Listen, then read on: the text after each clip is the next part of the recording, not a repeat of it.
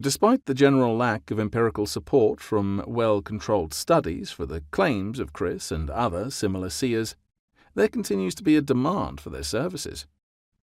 One source of such demand is from desperate people who are searching for a missing loved one, including the parents of 43-year-old Marcy Randolph. Marcy had set off on a sightseeing flight from Deer Valley Airport, 15 miles north of Phoenix, Arizona, in a plane piloted by 54-year-old William Westover on September 24, 2006. It was believed that the pair were intending to fly to Sedona Airport and then return to Deer Valley on the same day. Sadly, radar contact with what was believed to be the plane was lost about 9 miles southwest of Sedona.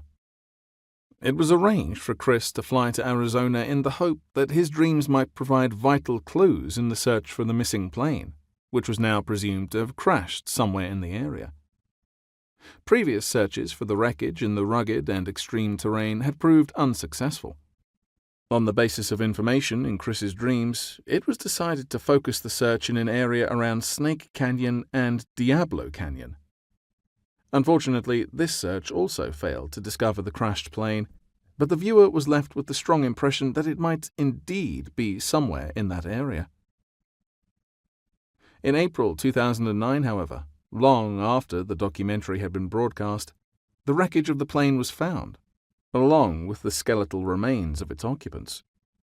It turned out that on the day the plane went missing, a couple of hikers had reported seeing a small fire in remote Loy Canyon, northwest of Sedona.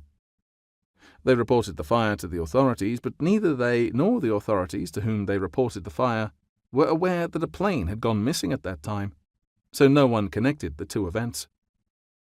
It was not until 2 years later that someone fortuitously happened to come across the report, thus sparking further searches in that area by volunteers, including Phil Randolph, Marcy's father, who had never given up in his tireless efforts to locate the missing plane.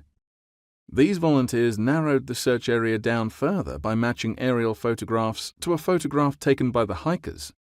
But it was ultimately the hikers themselves who found the physical wreckage after returning to the area. The wreckage and the remains of the occupants of the plane were found many miles away from the area searched as a result of information provided by Chris.